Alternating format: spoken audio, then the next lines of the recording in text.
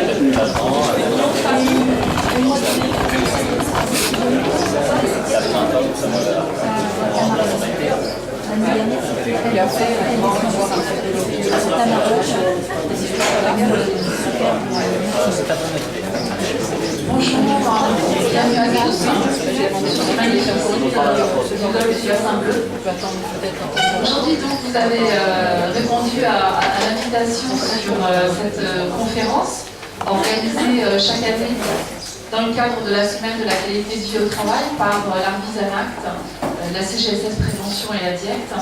Donc aujourd'hui, il va être question de vos métiers, donc du BTP et du numérique, de ces enjeux en matière de prévention. Comme vous le savez, le secteur de la construction est un secteur qui compte environ 8% des salariés inscrits au régime général et pourtant c'est un des secteurs qui compte le plus d'accidents de travail et notamment d'accidents mortels. Donc il est important de se poser la question de la place du numérique en matière de prévention. Alors sans plus attendre, je vais inviter Alain Le Coupon, directeur du pôle travail de la DIECT, pour ouvrir cette matinée de travail. Bonjour à tous. Tout d'abord, je vous remercie d'être aussi nombreux ce matin, c'est impressionnant.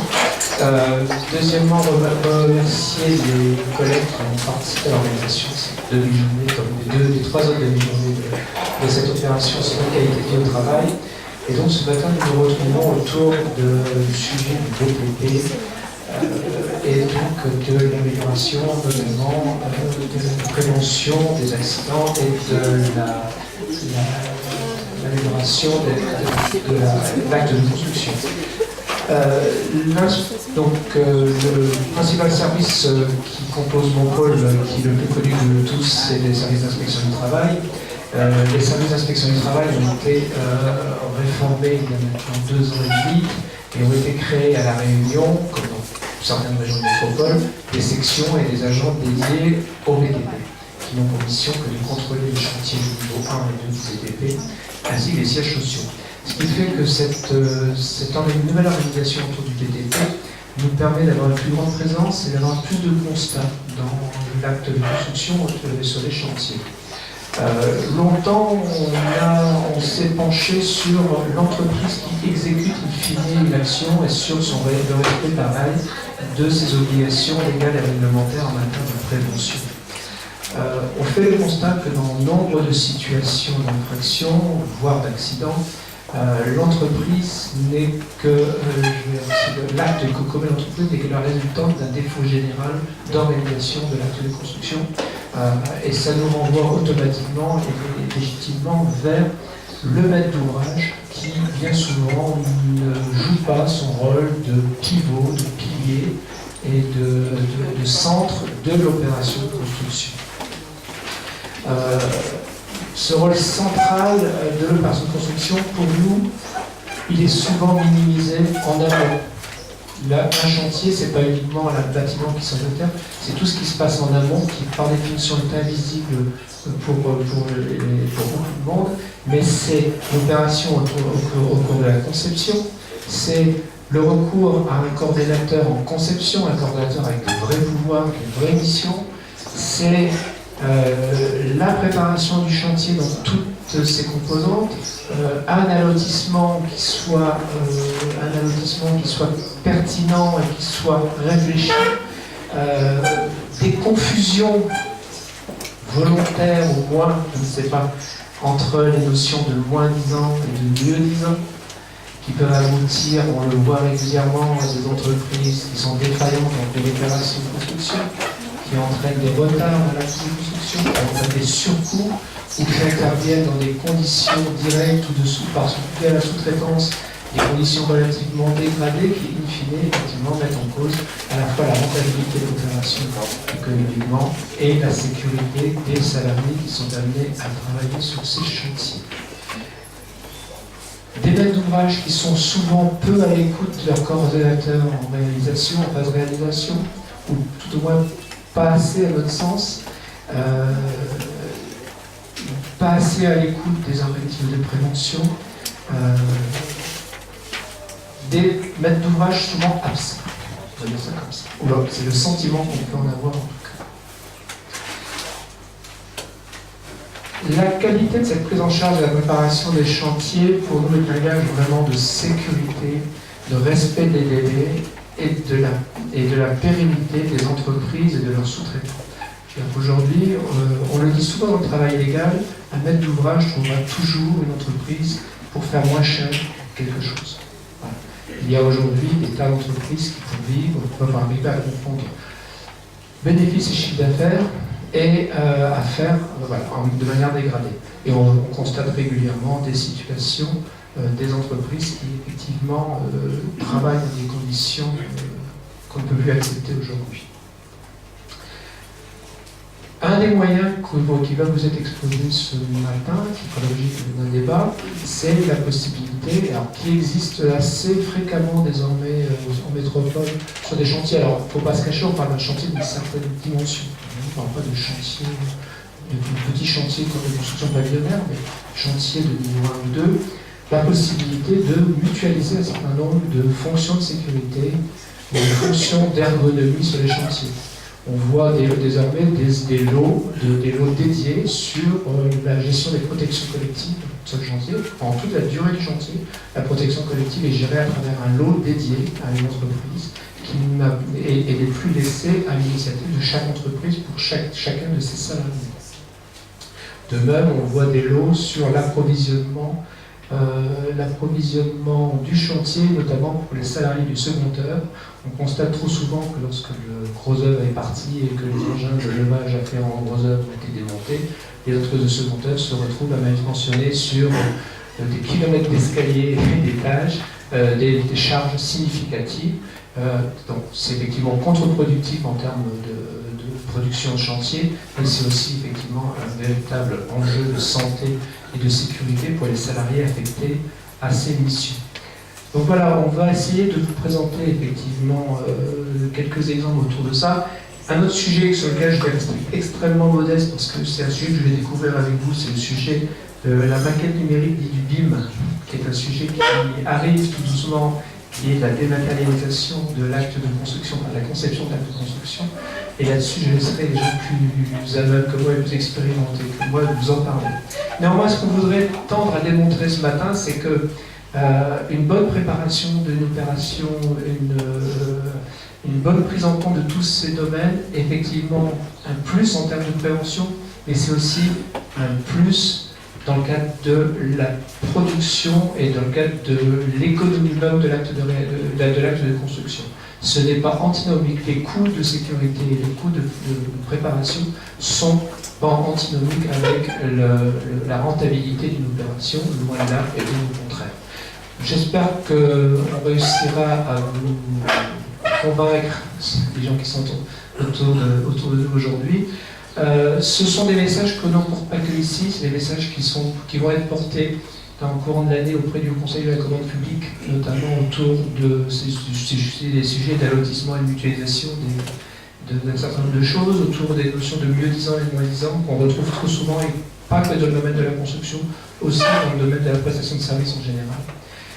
Et qu'on porte régulièrement et qu'on va porter régulièrement de plus en plus auprès des maîtres d'ouvrage à travers l'accord cadre BTP par exemple, ou à travers les travaux sur le plan logement outre-mer auquel on participe, on est associé avec le service du SGAR. Voilà, je vous souhaite une bonne matinée et je passe la parole aux gens qui vont l'animer.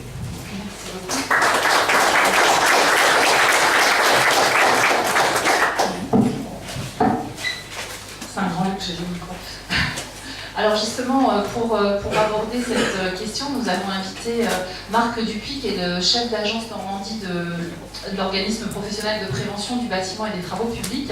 Vous avez donc, venez me voir, Marc Dupuis, vous avez donc mené une étude qui indique que la performance et la prévention ne sont pas incompatibles et que la prévention, c'est souvent un coup qu'on retrouve au final à la fin du chantier. Absolument. Et bonjour à tous. Donc, effectivement, on m'a demandé de parler de cette étude qui a commencé en 2010.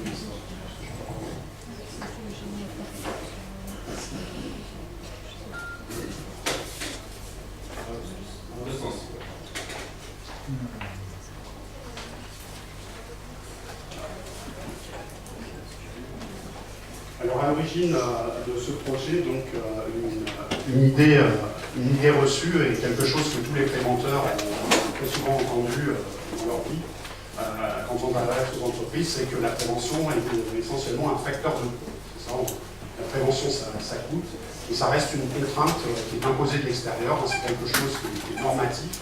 C'est souvent ce que voient les chefs d'entreprise, qui n'a finalement que d'autres intérêts. Et essentiellement un facteur de coût. Et cette façon de voir la prévention est un frein à la prévention. Alors, nous, on est parti d'une constatation, c'est que très souvent, les entreprises, on observait que les entreprises qui étaient performantes économiquement, étaient aussi les entreprises qui faisaient de la prévention, qui étaient les bons élèves de la prévention, sans qu'au départ, on puisse vraiment démontrer qu'il y avait un lien de cause à effet entre le fait de mettre en place des mesures de prévention et le fait d'avoir des bons résultats.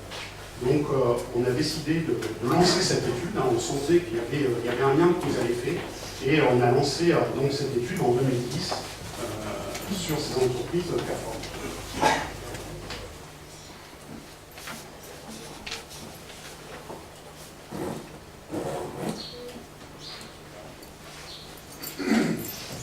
Alors, il y a plusieurs motifs pour un chef d'entreprise pour faire de la prévention. Un premier motif basique, c'est de respecter les obligations légales. C'est pour des raisons réglementaires, notamment d'avoir un DUR qu'on peut sortir lorsqu'on est une inspection. Il y a des motifs économiques qui sont, par exemple, d'engager des dépenses pour éviter d'autres coûts plus élevés. C'est essentiellement les investissements dans des équipements, par exemple un élévateur. Il y a l'image de l'entreprise qui améliore, qui contribue à la notoriété de l'entreprise. Également attirer, motiver et fidéliser les salariés. Une entreprise qui propose de bonnes conditions de travail à ses salariés a des plus fortes chances d'attirer de bons salariés et surtout de les fidéliser. Et puis bien sûr, il y a une raison éthique, qui est tout simplement l'exigence morale de protéger la santé et la vie de ses salariés.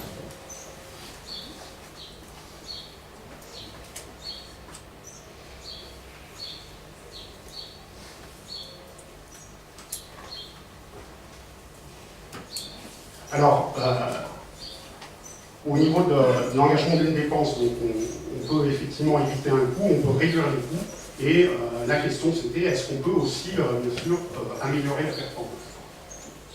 Donc la question qui se posait, la prévention peut-elle avoir un effet global positif sur le compte de résultats de l'entreprise? Là, on parle bien de marge, on parle bien de résultats économiques.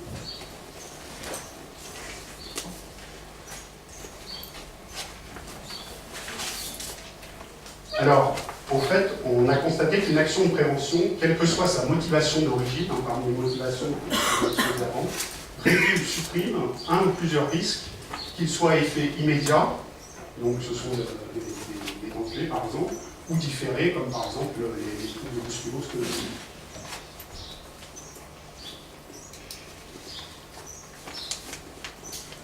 Et ça, quel que soit le type d'action, on retrouve le classement le fameux classement OTH des actions de prévention. Ce sont des actions donc, qui jouent sur l'organisation, donc la préparation et la maintenance du lieu de travail. Donc c'est la constitution de modes opératoires, de méthodes. Et souvent la prévention c'est une question d'anticipation. Donc plus on prépare son chantier, plus on anticipe les choses, et en général, mieux la prévention est prise en compte. C'est les actions de type technique, c'est les achats de machines, de matériel, c'est les investissements, le choix des matériaux, des produits, et puis le choix des équipements de protection. Et puis, dernier type d'action, tout ce qui a trait à l'humain, donc que ce soit la formation, que ce soit la mise en place de procédures d'accueil pour les nouveaux arrivants, que ce soit la communication, et puis la sensibilisation des salariés aux différentes risques.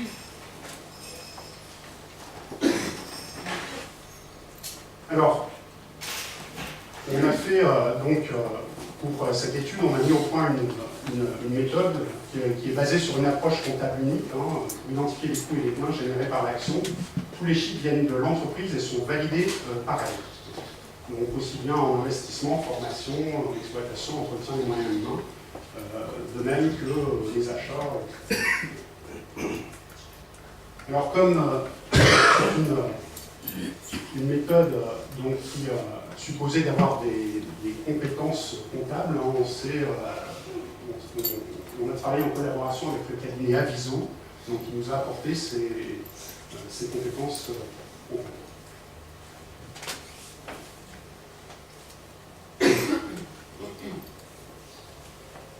Donc là-dessus, c'est une analyse dont je vous disais qui a commencé en 2010.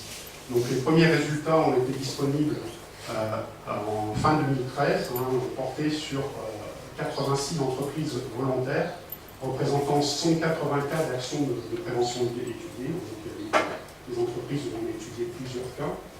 Donc 69 cas dans des entreprises de moins de 20 salariés, 49 cas dans des entreprises de 20 à 50 et 62 cas dans des entreprises de plus de 50 salariés. On a essayé d'avoir des cas dans un peu toutes les typologies d'entreprises et également dans tous les corps d'État, de manière à pouvoir donner des exemples, puisque l'idée derrière c'était de pouvoir démontrer et exposer ça, notamment dans des réunions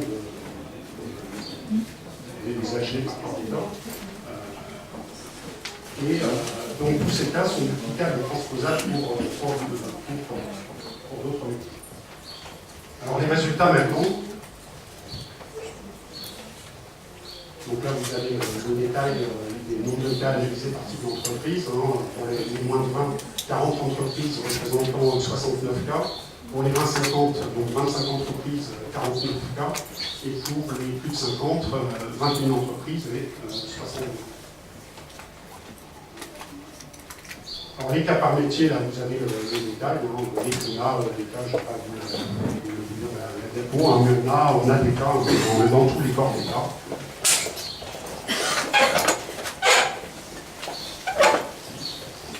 Alors on constate, quand on regarde les résultats, que les mesures de prévention ont un impact sur plusieurs postes. Ça a un impact sur la productivité, donc un impact de 70%, du résultat est dû à l'impact sur la productivité. Alors pourquoi? Essentiellement parce que je vous le disais tout à l'heure, la prévention c'est d'abord une question d'organisation, d'anticipation des chantiers. Et qui dit organisation dit impact sur la productivité. Également sur les achats, une réduction des achats. Alors comment ça peut être par exemple le simple fait de ranger un atelier, ce qui pour certains chefs d'entreprise n'est pas considéré comme une mesure de prévention, mais qui pourtant est une, à savoir avoir un impact sur les déplacements, mais également sur les achats. On va éviter de gaspiller des matériaux, par exemple. Alors là, ça joue sur la qualité, ça joue aussi sur la marge et le CA additionnel, parce que le fait de mettre en place des mesures de prévention, et par exemple de nouveaux investissements, permettent éventuellement d'aborder de nouvelles activités pour l'entreprise. D'où cette marge de 10% qui représente un CA, un chiffre d'affaires additionnel. Ça va jouer sur les primes d'assurance également, diminution des primes d'assurance, et puis 1%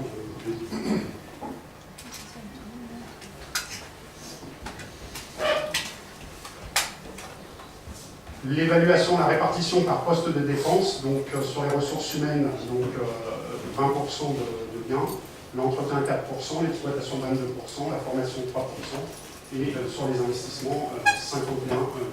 Vous voyez que les dépenses donc, portent surtout sur l'investissement, hein, sur les études.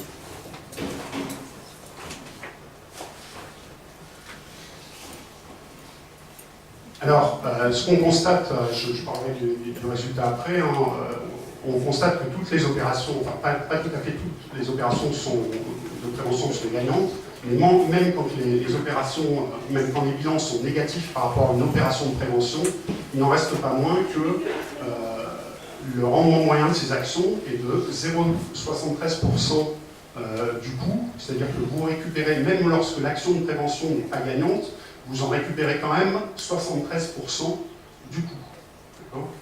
Donc les gains couvrent les 2/3 des dépenses, et ça c'est dans les quelques cas où l'action de prévention n'est pas bénéfique. Alors, donc ça c'est un bilan consolidé, hein, ce qu'il faut retenir c'est ça, c'est que le retour sur investissement, en moyenne, sur les 86 d'entreprises et sur les 180 cas étudiés, est de 2,34, c'est-à-dire que pour 100 € investis, vous récupérez 234 €, et ce sur un retour investissement qui est en moyenne de 1 an et demi. Alors ça, on a été un peu précurseur sur cette étude, mais enfin, on a eu plusieurs dans le monde, on a eu, je crois, de l'INRS, il y en a d'autres dans les pays anglo-saxons. Et je lisais la semaine dernière un rapport du consultant Martin Richer, qui est spécialisé dans ce genre d'études, et qui a fait la compilation de plusieurs études du même genre. Et en fait, il estime le retour sur investissement de la prévention de 2 à 5 €. Vous voyez que nous, on se situe plutôt dans la fourchette basse. Il estime qu'il est de 2 à 5 €. Et sur ce chiffre de 1,5 ans, là, on trouve tous la même chose. Et ce retour sur investissement est plus rapide dans les petites structures que dans les grandes. Peut-être parce qu'on parle de plus grande prévention, mais en tout cas, on constate que la prévention, ce n'est pas uniquement destiné aux grandes entreprises et que le retour sur investissement est beaucoup plus rapide dans les petites structures que dans les grandes.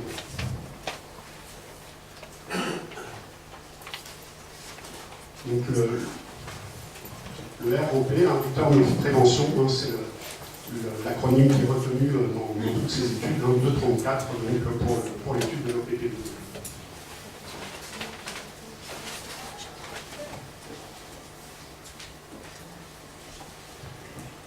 Alors si on regarde le rendement par type d'action, hein, vous voyez que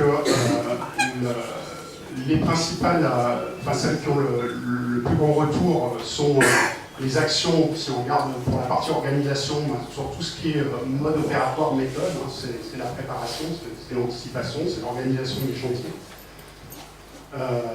On a bien sûr un gros retour sur l'achat et les investissements, mais également les achats de matériaux, le choix des matériaux et des produits. Et puis on a le plus gros retour est sur la formation du personnel, hein, sur la partie des moyens humains. Sur la formation, l'accueil et la sensibilisation du patient.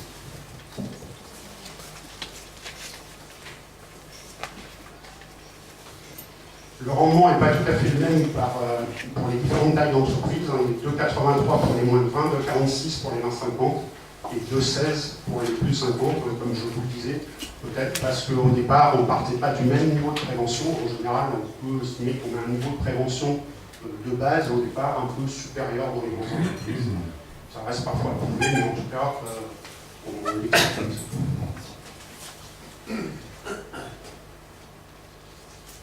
Donc, 3 enseignements. Un premier enseignement, l'impact économique de la prévention est mesurable. Hein. Non seulement il est réel, mais il est mesurable. Hein. La méthode qui a été mise au point par le PPDTP, encore une fois, s'appuie sur des données comptables. Hein. On parle d'une situation avant et on mesure une situation après. Donc ça se fait avec le chef d'entreprise. On va sur le chantier, par exemple, mesurer des temps d'opération. Ça a été quantifié sur 180 cas. Et on poursuit cette étude. Hein. Au départ, on l'a faite, on a commencé avec, en fin 2013, on avait à peu près 80 cas. On continue à l'enrichir de manière à affiner nos chiffres et toujours avoir le maximum de cas pour pouvoir la diffuser aux différentes entreprises, tout corps d'État et toute taille, tout corps d'État. Deuxième enseignement, donc la prévention génère des gains économiques, et ça c'est un changement. La prévention n'est pas qu'un facteur de coût, la prévention est vraiment liée à la performance. Mettre en place des mesures de prévention permet d'améliorer les marges de l'entreprise. Et un euro investi rapporte 2,34 € de gain, avec un retour sur investissement de 1,5 € en moyenne. Enfin, troisième enseignement, la prévention contribue à l'excellence opérationnelle. 71% des gains observés ont pour origine une meilleure productivité. Les ressources mieux maîtrisées génèrent des gains sur les achats à hauteur de 14%. Et 80% des actions étudiées ont un impact sur la qualité des ouvrages. Enfin, 10% des gains proviennent de la marge obtenue par la croissance du chiffre d'affaires liée à la naissance de nouvelles activités. Ce que je vous disais, le fait par exemple d'acquérir un nouvel équipement permet des fois d'aborder de nouveaux marchés, donc un chiffre d'affaires additionnel.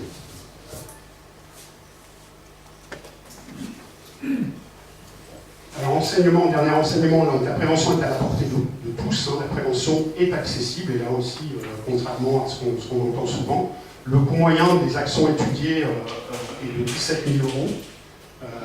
Le bilan par an et par salarié d'une TPE est supérieur à celui d'une PME. 2800 pour les très petites entreprises versus 1800 pour les entreprises plus grandes. Et le retour prévention pour les TPE, nombre de vie versus de vie pour les PME et 2,16 pour les entreprises de plus de 50 salariés.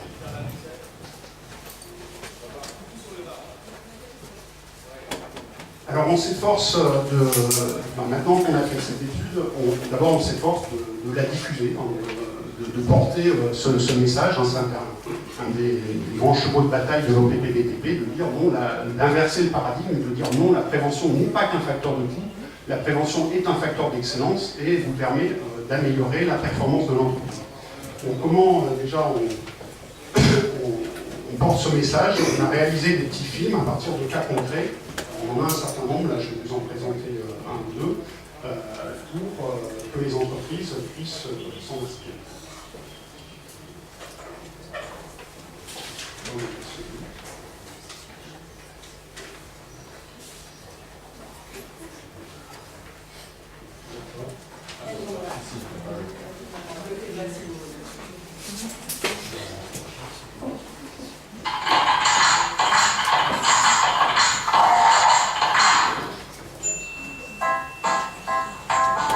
L'entreprise de Nérango est spécialisée dans les travaux de peinture, décoration et tout ce qui concerne la pose et le revêtement de sol.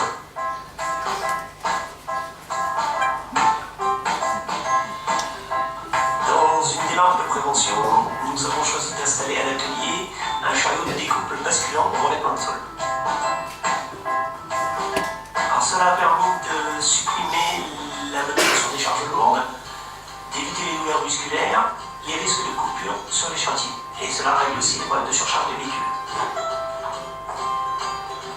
La découpe se fait désormais avant de partir sur le chantier le matin, selon les quantités et les dimensions nécessaires. Ce qui permet aux salariés de charger ou décharger seul son véhicule, car les rouleaux prédécoupés sont beaucoup moins lourds qu'avant, environ 20-30 kg. Ça a été pour nous un vrai facteur d'amélioration, amélioration des conditions de travail et de l'organisation de l'activité. Et si on regardait la prévention autrement? En adoptant un nouveau mode opératoire, on a amélioré l'organisation et donc la productivité. Et oui, cette action de prévention a permis de réduire les risques tout en optimisant la préparation des chantiers et du même coup la performance économique de l'entreprise. Parce que la prévention a un impact économique, l'analyse de cette action indique que l'investissement dans sa mise en œuvre a été d'un coût modéré. Le bilan de la démarche a comptabilisé des gains d'un rapport bien supérieur. Et quand la prévention profite à l'entreprise, c'est qu'elle profite aux salariés. Je n'avais pas conscience que équiper notre atelier d'une table de découpe aurait un impact si positif. Après avoir fait le bilan, on peut dire que la prévention, ça rapporte. Choisissez votre action de prévention pour plus de performance sur préventionvtp.fr.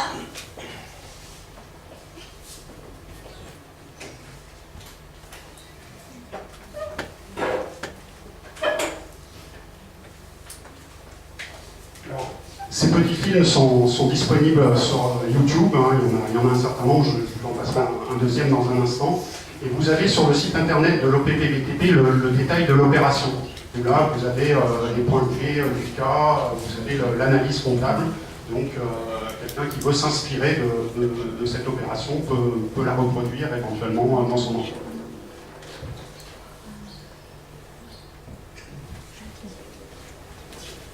Voilà, alors vous voyez les points clés, hein, vous avez un résumé sur le cas, et vous avez la situation d'avant et la situation d'après, et les résultats qui ont été besoin.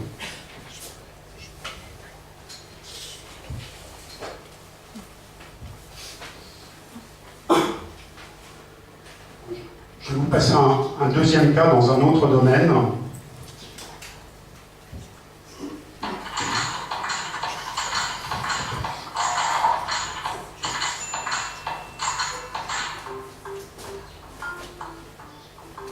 L'entreprise Somac est une entreprise de plomberie et d'installation de chauffage. Notre spécialité est l'installation de réseaux en eau dans des centres commerciaux ou des locaux tertiaires.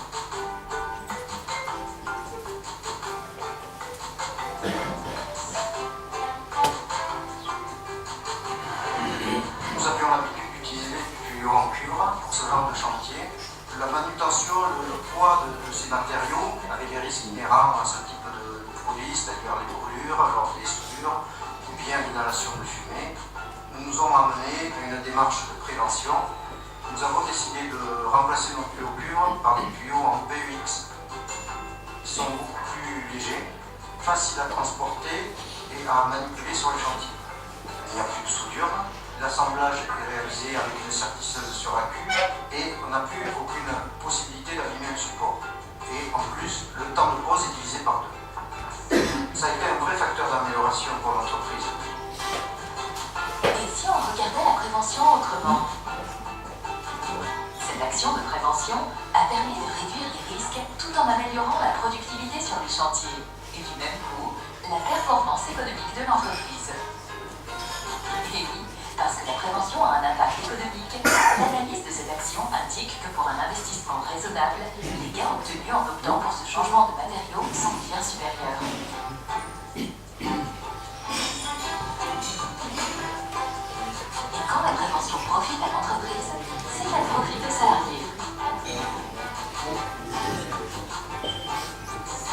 J'ai été surpris de constater que le changement de ces pratiques avait un impact aussi positif sur les performances de l'entreprise. Après avoir fait le bilan, on peut dire que la prévention s'arrête pas. Choisissez votre action de prévention pour plus de performance sur préventionbtp.fr.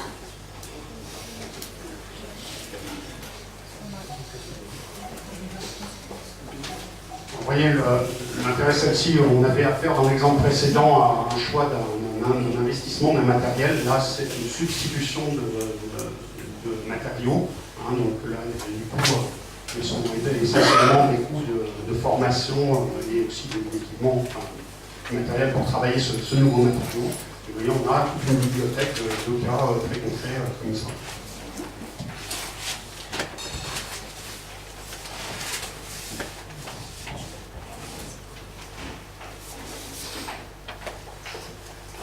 Alors, à noter que dans le nouveau plan santé-travail qui vient de sortir, hein, le plan santé-travail 3, hein, c'est un des axes de ce plan santé-travail, c'est de démontrer que la prévention, ça rapporte, hein, donc, et que tous les investissements en prévention sont rentables. Hein, donc c'est quelque chose qui est porté aussi donc, par les instances publiques.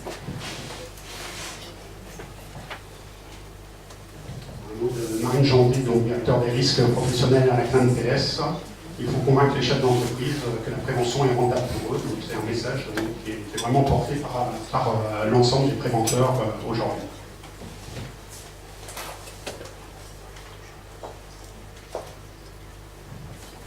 Alors deuxième axe, donc je vous disais, on s'efforce effectivement de faire connaître cette étude, hein, et encore une fois d'inverser le paradigme, la prévention ça coûte. Et puis le deuxième axe, donc en dehors du fait d'en parler dans les réunions, de mettre ces résultats à disposition sur le site internet, on travaille aussi avec les grandes entreprises pour les former à la méthode. Donc on met à leur disposition les outils et on a un site de formation pour qu'elles puissent en interne faire des études de cas sur des mesures de prévention.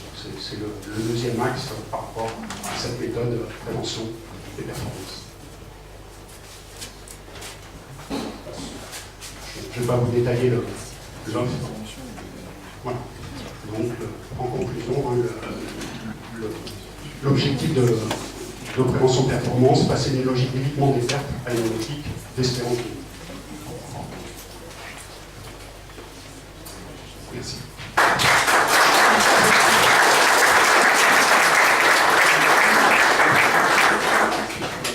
Merci beaucoup de rester avec nous parce que je pense qu'il y aura des questions après le prochain exposé, donc si vous voulez rester avec nous, voilà. Autre étude qui montre l'impact de la prévention sur les gains pour les entreprises, c'est une étude qui a été réalisée à Nantes sur un chantier de construction de logements. Une étude qui est plus orientée sur l'organisation logistique et aussi sur la mutualisation des moyens matériels, notamment de manutention et de circulation. Les résultats de cette étude vont vous être présentés par Brice Venkatassela, ingénieur de prévention à la DIECT. Voilà. Et puis j'ai appelé également David Lallemand, contrôleur de sécurité à la CGSS Prévention, qui va nous présenter ensuite des outils de prévention. Donc, Brice Venkatassela, quelle était la méthodologie de cette étude et les résultats? Je vais vous la présenter avec les différentes diapos qui vont suivre. Alors, cette étude est sous un angle un peu différent de celle qui vient d'être présentée. Elle est spécifique à une opération et en fait, elle a pour but de sensibiliser l'ensemble des acteurs qui sont présents sur le chantier, donc que ce soit de la maîtrise d'ouvrage, maîtrise d'œuvre, à l'entreprise qui exécute les travaux. Donc, en préambule de l'étude, on va faire un petit point rapide, hein, c'est une diapo sur tout ce qui est sinistralité en rappel dans le BTP. Une info sur le coût de la sinistralité en l'occurrence, et puis une présentation de l'étude avec les résultats. Donc tout à l'heure on m'avait bien signalé qu'en fait le BTP reste encore un secteur d'activité qui est très accidentogène. Aujourd'hui, on considère que 2 accidents sur 10 sont dus à des chutes de plein pied en raison de mauvaises conditions de circulation sur un chantier. C'est des chiffres qui datent de 2010-2011, donc, et on l'a vu hier soir, il me semble. Enfin, c'est des données qui restent encore vraies actuellement. Donc, ensuite, 4 accidents sur 10 sont liés à des manutentions manuelles ou à des masses en mouvement. Une chute de hauteur sur 5 survient dans le cas des escaliers. Donc, et puis on voit qu'en fait on a un accident mortel sur 3 qui est spécifique à les chutes de hauteur dans le BTP. Donc, voilà. Et 90% on voit que les TMS constituent 90% des maladies professionnelles qui sont déclarées dans le milieu du BTP. Donc en termes de coûts, on a scindé le coût de la sinistralité en 2 parties. On a ce qu'on appelle le coût direct, qui va correspondre à tout ce qui est en fait la prise en charge de la victime et ensuite à tout ce qui est lié aux soins réels. Donc là, on prend spécifiquement ce qui est relatif à l'accident. Ensuite, on a la partie coût indirect qui va, elle, concerner plus la partie arrêt de production, casse matérielle, remplacement de cette personne qui va être absente, et ensuite les incidences sur le délai et sur la productivité. Et selon l'OIT, en fait, l'Organisation internationale du travail, ce coût indirect représente 4 fois le coût direct d'un accident du travail. Donc ce qui a été estimé à ce jour au niveau de l'étude qui a été menée par l'INRS et par la CARSAT Pays-de-Loire, c'est que le coût direct correspondait à 1% du marché sur cette opération-là, et le coût indirect des sinistralités correspondait à 4%, ce qui fait un coût global de 5% sur le marché de l'opération. Donc on voit bien qu'en fait il y a un impact significatif Aujourd'hui, quand je vous parle 5% du marché, c'est bien souvent supérieur à la marge qu'une entreprise va faire sur une opération de nuit.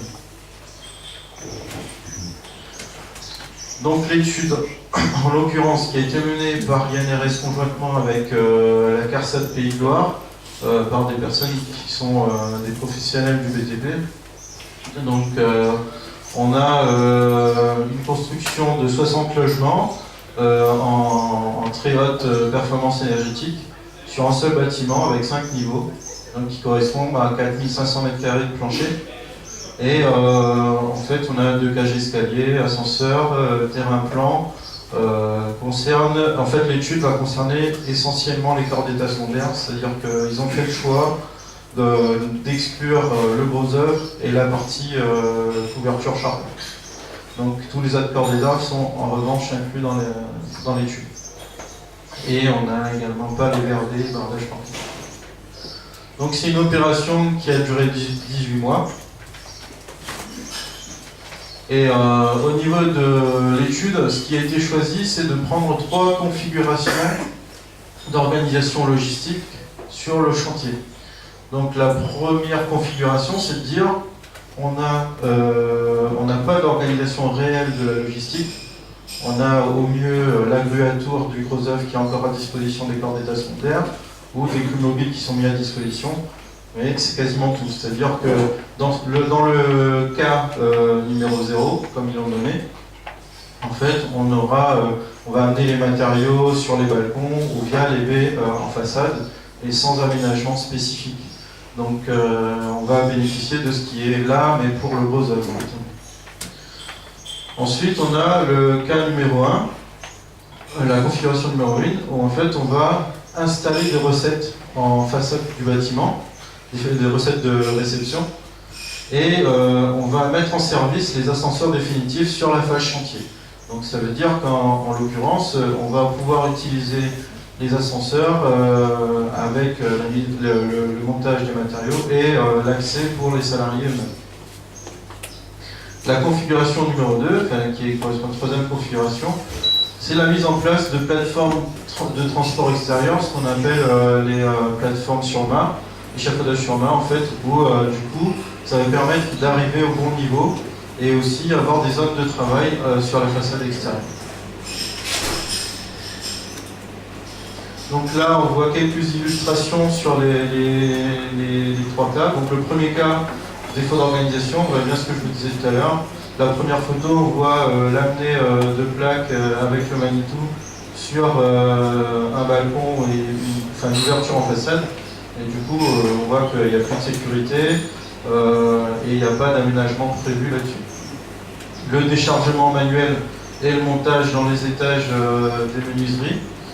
Et puis, on voit bien ici le sol tout boueux, les salariés qui ont été obligés de mettre, on ne voit pas forcément, mais une bande de planches pour pouvoir circuler convenablement au milieu de la boue.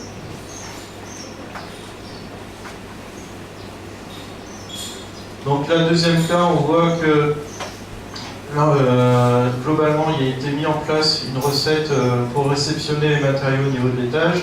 Cette recette, elle est sécurisée et elle permet justement que le personnel soit en position sûre et pour réceptionner les matériaux. Okay. Et on voit, là il y a les boutons de l'ascenseur, donc c'est la mise en service de l'ascenseur. Alors attention, parce qu'en fait ça demande quand même de l'organisation, c'est-à-dire que la maîtrise d'ouvrage doit être d'accord pour que l'ascenseur soit mis en service, il faut que ça soit prévu dans le marché. Donc naturellement l'entreprise, l'ascensoriste ne va pas mettre à disposition un titre gracieux d'ascenseur. Parce que souvent ça nécessite en fait des protections temporaires. Évidemment, en phase chantier, on n'a pas les mêmes conditions d'utilisation que lors de la phase d'exploitation du bâtiment classique. Ça nécessite aussi des règles, des conditions de sécurité spécifiques, c'est-à-dire dans certains chantiers, on désigne une personne qui est en charge de la gestion de l'ascenseur. C'est-à-dire pour pas qu'il y ait une surcharge mise en place, si admettons, l'ascenseur ne prend que 1,5 tonne, on vient à mettre 3-4 tonnes au niveau de l'ascenseur. Donc Voilà. Et qu'on ne voit pas des phases de dégradation exagérées parce que juste par malveillance ou vandalisme. Ouais. Et la troisième configuration, on voit en fait les plateformes sur MA. Pareil, ça nécessite une prestation spécifique, donc une entreprise qui est spécialisée sur l'installation de ce type de matériaux. Et derrière, en fait, des formations aussi à l'utilisation. C'est-à-dire qu'on ne peut pas l'utiliser tout simplement, il faut quand même avoir quelques consignes de sécurité au préalable. Après, on a d'autres types de matériaux qui seront mis au niveau des étages. On voit en fait le transpalette et transpalette électrique et notamment en fait les caisses roulantes pour l'outillage manuel. Donc voilà. Donc le cheminement qui a été choisi au niveau de l'étude, c'est d'avoir deux grandes phases. On a une phase en fait évaluation des risques liés aux manutentions. Donc on va étudier justement tout ce qui est encombrement, poids, les moyens de manutention disponibles, les durées qui sont mises en œuvre au niveau de l'opération de manutention, et on va l'attribuer, enfin l'impacter sur le choix de l'organisation. Ensuite, la deuxième phase, c'est de vérifier l'intérêt économique de mettre en place ces organisations. Donc on va avoir en fait le coût de la logistique. Qu'est-ce qu'on doit investir en réalité au départ? On parlait d'investissement matériel initial. Donc qu'est-ce qu'on va faire au départ pour mettre en place une organisation ou une autre? Ensuite, qu'est-ce qu'on va dépenser en termes de main-d'œuvre? Donc là, on va parler de volume d'heures en fait. Et derrière, quel est le bilan de cet approvisionnement au niveau matériel et humain? Donc, et qu'est-ce qu'on va avoir au final au niveau de l'opération? Quelles sont les conséquences, qu'elles soient sur l'humain et la prévention, que sur les autres aspects du chantier? Donc alors, au niveau de l'étude, on a vu qu'en fait, en moyenne, sur l'opération, ils l'ont rapporté dans un premier temps sur une surface, c'est un ratio sur 1000 m² de plancher. Donc ils ont estimé que sur 1000 m² de plancher, en petit volume, ils avaient réceptionné 7 camions. Ça représentait en fait à peu près 10 véhicules utilitaires aussi par jour. Et on avait à peu près un ratio de 80 kg porté par rapport à ce petit volume. Ensuite, on a tout ce qui était encombrant, donc on avait 6 camions au jour, et là, pareil, on avait 48 kg de matière. Et lorsqu'on arrivait en fait sur le total, on voyait qu'il y avait 13 camions de déchargement global et 128 kg de matière. Là, dedans, on n'a pas pris en compte forcément tout ce qui était évacuation de déchets après intervention. Donc au niveau, par la suite, en fait, on va analyser le nombre de colisages, en fait. Donc là, qui est pour le coup rapporté sur 4500 m² de plancher, sur la totalité de l'opération en réalité. Donc on voit qu'à titre de comparaison, lorsqu'on n'a pas d'organisation spécifique de mise en place, on va manutentionner, en plus uniquement manuellement, 28 000 colis. Et on va y consacrer 4045 heures de travail. Sur l'organisation 1 et 2, on voit qu'en fait on va transporter entre 6000 et 7000 colis. En plus, dans ce cadre-là, ces 6000 et 7000 colis sont transportés avec de la manutention assistée. Donc comme je vous avais montré tout à l'heure, il y avait des transpalettes électriques, des caisses roulantes et tout ça. Et on voit bien qu'en fait, le temps accordé à ces opérations de manutention sont beaucoup moindres. C'est-à-dire qu'au lieu d'être à 4000, on est à 550 ou 580. Donc on est 7 fois moins, on a 7 fois moins d'heures accordées à la manutention lorsqu'on met en place une organisation. Donc là, sans parler de coût, on peut déjà parler de disponibilité de la main-d'œuvre à la réalisation d'une tâche productive et non d'approvisionnement sur le chantier. Donc on voit bien qu'en fait, lorsqu'on découpe, là c'est pour illustrer la configuration 0,1 en fait. 0 pardon. Donc on va avoir l'opération de déchargement, des palettisations au rez-de-chaussée à l'extérieur du bâtiment. On va amener manuellement sur une zone de stockage tampon les colis.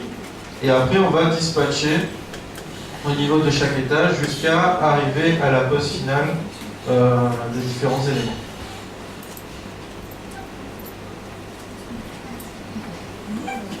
Donc, dans le cadre de l'étude, ce qui a été aussi montré, c'est qu'au-delà d'avoir un temps de travail qui va être réduit au niveau de la manutention, c'est que la mise en place de moyens d'approvisionnement sur le chantier va permettre d'utiliser de l'outillage beaucoup plus performant et